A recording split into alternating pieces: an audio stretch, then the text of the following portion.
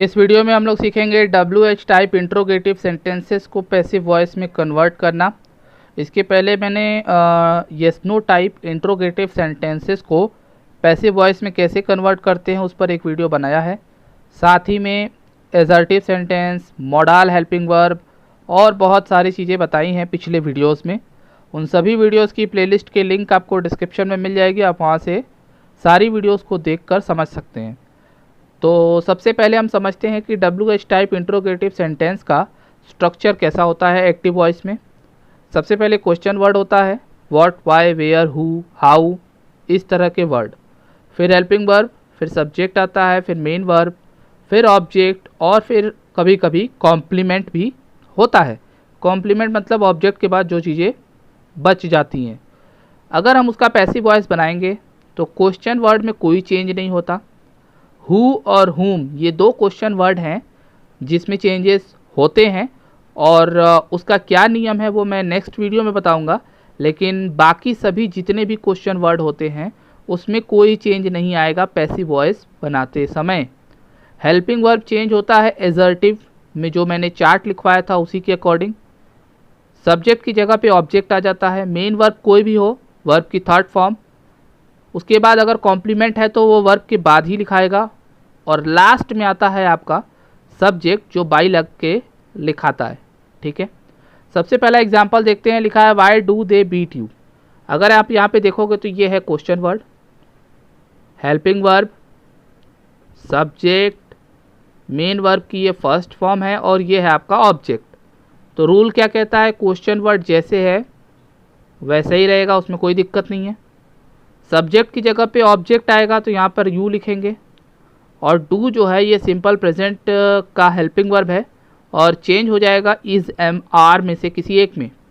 तो यू के साथ तो आर लगता है तो यहाँ पर क्या लग जाएगा, आर। बीट का थर्ड फॉर्म यूज़ करेंगे तो ये हो जाएगा बीटेन। और लास्ट में आता है सब्जेक्ट बाई लगाकर, तो दे इधर आएगा तो बन जाएगा बाई देम। तो ये प्रोनाउन कैसे बदल रहा है, डू आर में कैसे बदला, ये सारी चीज़ें मैंने पिछले वीडियोस में समझाया है। इसीलिए मैंने कहा कि उन सभी वीडियोस को अच्छे से देखकर समझ लेंगे तो ये समझना बहुत इजी हो जाएगा। सेकंड क्वेश्चन है, लिखा है how did the boys solve the problem. यहाँ पर अगर आप देखेंगे तो हाउ जो है क्वेश्चन वर्ड है, डिड हेल्पिंग वर्ब है, द बॉयज सब्जेक्ट है, सॉल्व जो है मेन वर्ब है क्योंकि बॉयज सॉल्व कर रहे हैं, ये काम है।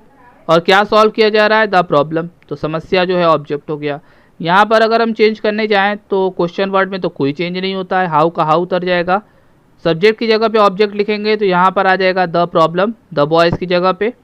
और डिड जो है ये सिंपल पास्ट में आता है, ये बदलता है वॉज या वर में। अब प्रॉब्लम सिंगुलर है तो सिंगुलर के लिए वॉज लगता है, अगर यहाँ पे प्लूरल होता तो यहाँ पे वर लग जाता। वर्ब की हमेशा थर्ड फॉर्म लगता है तो सॉल्व्ड हो जाएगा। और सब्जेक्ट आ जाएगा लास्ट में बाय द बॉयज़। उसी तरीके से नेक्स्ट है यहाँ पर, तो ये आपका क्वेश्चन वर्ड है, ये हेल्पिंग वर्ब है।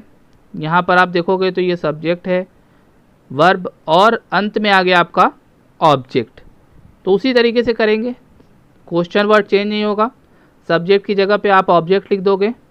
यहाँ पर आर लगा हुआ है, इसका मतलब ये प्रेजेंट कॉन्टीन्यूअस है यानी इज एम आर है, तो इसमें चेंज होता है is am are plus being में। और मैंने यस नो टाइप वाले वीडियो में बताया है कि जब इज एम आर के साथ बीइंग लगता है या वॉज वर्ब के साथ बीइंग लगता है या has been, have been, had been लगता है तो वो जो बीन और बीइंग होता है वो सब्जेक्ट के बाद लगता है।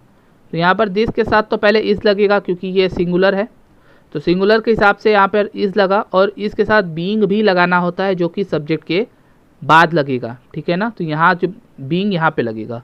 और डू की जो थर्ड फॉर्म होती है वो डन होती है और फिर अंतिम में आ जाएगा बाई यू सब्जेक्ट के साथ। इसमें ये चीज़ मैंने पिछले वीडियो में बताया है और इसीलिए मैंने कहा पिछला वीडियो अच्छे से समझ लीजिए। फिर ये देखिए आपका ये है क्वेश्चन वर्ड, ये हेल्पिंग वर्ब है, इसमें ये सब्जेक्ट है, नॉट से कोई लेना देना नहीं है, ये वर्ब है आपका और ये ऑब्जेक्ट है सेम तरीके से। तो यहाँ पर आ जाएगा वाई, सब्जेक्ट की जगह पे ऑब्जेक्ट आएगा तो यहाँ पर आ जाएगा दिस। अब ये जो कैन है ये बदलता है कैन बी में, ये भी बताया गया है आपको मॉडल वाले वीडियो में कि मॉडल हेल्पिंग वर्ब को पैसिव वॉइस में कैसे चेंज करते हैं, तो ये मैंने बताया हुआ है। कैन बदलता है कैन बी में, तो जो कैन है वो तो यहाँ लिखाएगा, लेकिन बी जो है सब्जेक्ट के बाद लिखाएगा, क्योंकि मैंने यहाँ बताया। लेकिन यहाँ सब्जेक्ट के बाद नॉट आ गया है तो नॉट के बाद ही लिखाएगा।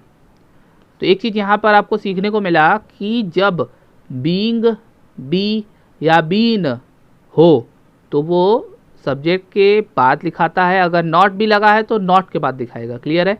और वर्ब की थर्ड फॉर्म तो डू का तो पता ही है, डन होता है, और यहाँ पर आ जाएगा बाई यू। क्लियर है। नेक्स्ट क्वेश्चन की बात करें, लिखा हुआ है how had they finish the work before.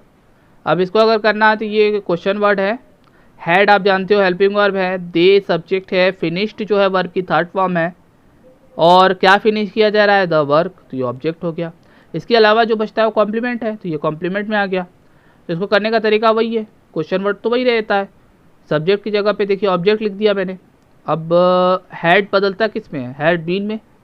Had been में बदलेगा तो हैड यहाँ और बीन यहाँ, जैसा कि मैंने अभी बताया आपको। बीन, बीइंग और बी ये जो है सब्जेक्ट के बाद दिखाते हैं, अगर नॉट है तो नॉट के बाद दिखाएगा। वर्ब की थर्ड फॉर्म ये पहले से ही है, और मैंने ये भी बताया कि कॉम्प्लीमेंट हमेशा वर्ब के बाद आता है। अगर है तो, नहीं है तो सीधे बाई लगा के ऑब्जेक्ट लिख देंगे, मतलब सब्जेक्ट को ऑब्जेक्ट में। लेकिन यहाँ कॉम्प्लीमेंट है तो कॉम्प्लीमेंट पहले लिखा है और फिर बाई लगा के सब्जेक्ट को, ठीक है ना, दे देम बन गया। क्लियर है। यहाँ पर भी उसी तरीके से करेंगे, तो ये क्वेश्चन वर्ड है, ये उतर जाएगा उसी तरीके से। सब्जेक्ट ये है और ये ऑब्जेक्ट है, तो सब्जेक्ट की जगह पे ऑब्जेक्ट आ जाएगा, तो ये हो जाएगा इट। और शैल बदलता है शैल बी में या विल बी में। तो आई के साथ तो शैल लगता है, लेकिन इट के साथ शैल नहीं लगता, इसके साथ विल लगता है, और इसका जो बी है वो सब्जेक्ट के बाद जाएगा। सॉल्व की थर्ड फॉर्म हो जाएगा ये सॉल्व्ड, और जो आई है इधर जाके बन जाएगा बाई मी। क्लियर है। नेक्स्ट है why has he stolen the pen. ये क्वेश्चन वर्ड है, क्वेश्चन वर्ड यहीं आ जाएगा। सब्जेक्ट ये है, ऑब्जेक्ट ये है, चोरी हो रहा है पेन, तो ये ऑब्जेक्ट हुआ ना, तो ऑब्जेक्ट जो है सब्जेक्ट की जगह पे आएगा, तो ये आ जाएगा द पेन। और जो हैज़ है बदलता है हैज़ बीन या हैव बीन में, तो पेन तो सिंगुलर है, इसके साथ हैज़ बीन ही लगेगा, हैज़ यहाँ पर और बीन यहाँ पर। स्टोलन ये ऑलरेडी थर्ड फॉर्म है, तो इसको हम वैसे ही रहने देंगे, और कॉम्प्लीमेंट तो है नहीं तो सीधे बाई हिम लिख देंगे। ठीक है ना, ही जब ऑब्जेक्ट में जाता है तो हिम बन जाता है। नेक्स्ट और लास्ट एग्जाम्पल है when will they distribute money among us. तो ये देखिए question word, helping verb, subject, verb, और क्या डिस्ट्रीब्यूट किया जा रहा है, पैसा। तो पैसा डिस्ट्रीब्यूट किया जा रहा है, तो ये है आपका ऑब्जेक्ट, और बाकी जो बचा ये है आपका कॉम्प्लीमेंट। तो रूल आपको पता ही है, क्वेश्चन वर्ड उतर जाएगा, सब्जेक्ट की जगह पे ऑब्जेक्ट आ जाएगा तो मनी हो जाएगा, और विल बदलता है विल बी में, तो यहाँ पर आ जाएगा विल, और बी जो है सब्जेक्ट के बाद। डिस्ट्रीब्यूट की थर्ड फॉर्म लगेगी तो ये आ जाएगा डिस्ट्रीब्यूटेड, इसमें कोई डाउट नहीं होना चाहिए। अब कॉम्प्लीमेंट है तो पहले हम कॉम्प्लीमेंट लिखेंगे, तो ये हो जाएगा एमंग अस, और फिर बाई लगा के सब्जेक्ट लिखेंगे, तो ये हो जाएगा बाई देम। क्लियर है। आई होप वीडियो में बताए गए क्वेश्चंस समझ में आ गए होंगे। अगर समझ में आ गया है तो उसी तरीके से ये होमवर्क है, और अगर आपको वीडियो समझ में आ गया है तो ये सारे एग्जांपल्स आप बड़े आसानी से कर लोगे। अगर कोई डाउट है तो कमेंट में पूछ सकते हैं। समझ में आ गया है तो चैनल को सब्सक्राइब कर लीजिए और वीडियो को लाइक भी कर लीजिए।